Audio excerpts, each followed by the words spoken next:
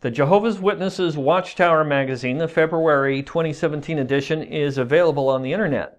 And there is a very interesting quote I want to read to you from page 26. It says, "The governing body is neither inspired nor infallible. Therefore, it can err in doctrinal matters or in organizational direction." Now, this is kind of a startling statement. You don't hear things like this from the Jehovah's Witnesses very often. When I talk to Jehovah's Witnesses about problems in their doctrine or predictions of the end of the world that they have made, I'm usually told that, well, we're just people. Jehovah's Witnesses are just good, honest Bible students doing their best to understand what the Bible teaches. And so it's okay for us to make these kind of mistakes. However, that's not really what the Watchtower claims about itself. It claims that it is God's sole religion. It's not just another denomination within Christendom.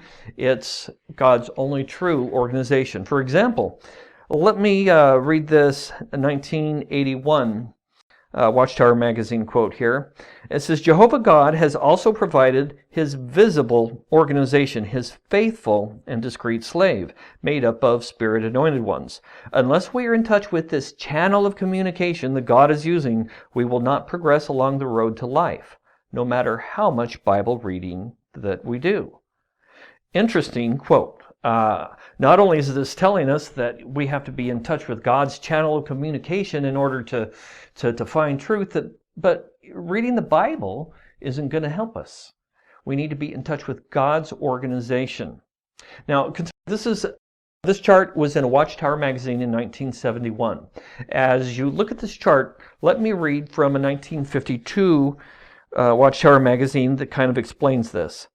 "God interprets and teaches through Christ, the chief servant, who in turn uses the discreet slave as the visible channel, the visible theocratic organization." Now, this is not the only time that they've made statements like this, that this is God's only sole organization. And you can see how this works here. You've got Jehovah on top, and he teaches through Jesus, who goes through the faithful, discreet slave, and then down throughout the world.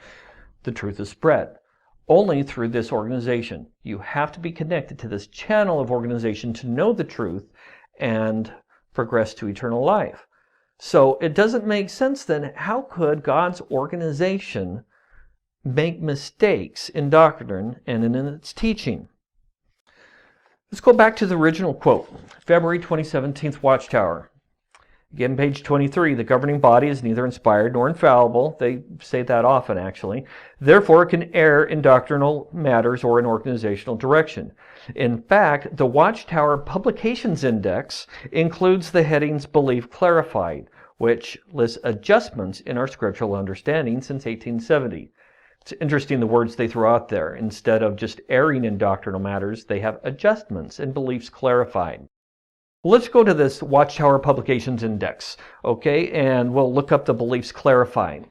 And under Beliefs Clarified, they have year by year different doctrines that they have clarified or made adjustments to over time. But before they do so, they start with a few things for us to think about. And I want to look at this personal attitude towards. In the July 15th, 2011 Watchtower magazine, it says this: "In modern times, there have been refinements in our understanding of certain Bible teachings. This should not trouble us. It should bolster our confidence in the faithful and discreet slave class. When representative members of the slave discern that our viewpoint on some point of truth needs to be clarified or corrected, they do not hold back from making the adjustment." So when the Watchtower changes your doctrine, or makes errors or adjustments or clarifies, it should bolster your confidence in the faithful, discreet slave. Interesting. Well, just how many of these beliefs clarified are there? Let me show you. This is how much they have just in this Publications Index.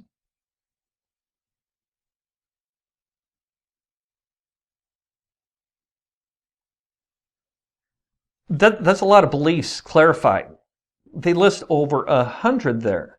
And over 50 of these have just been in the last 15 years. So you figure a little bit more than 3 beliefs being changed and clarified, altered and corrected every single year.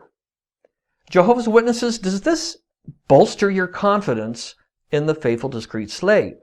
Does this help you believe and trust that they are teaching you true doctrine? In the next two installments of the series, I'm going to be talking about two different subjects. I'm going to be talking about the faithful, discreet slave itself, who is the faithful, discreet slave, and also we're going to be talking about different predictions that the Watchtowers had for the end of the world. These are things that are not in the beliefs clarified section that we just looked at.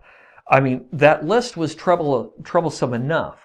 But what's even more troublesome are some of the things that are not in there that they don't want you to know. So some of these things are smoke screens we'll see. They don't want you to know what actually was going on. We'll look at that in some of the next two installments. But for now, I want to leave you with this. There's a teaching that the Watchtower has given about Sodom and Gomorrah. Will they be resurrected? And what's the answer to that? Well, in 1879, Charles Taze Russell said that, yes, they will be resurrected. Well, they clarified or adjusted and refined that doctrine in 1955, and they said no, Sodom and Gomorrah would not be resurrected. Well, 10 years later, 1965 comes along, and they say, yes, they will be resurrected. Now, wait a minute.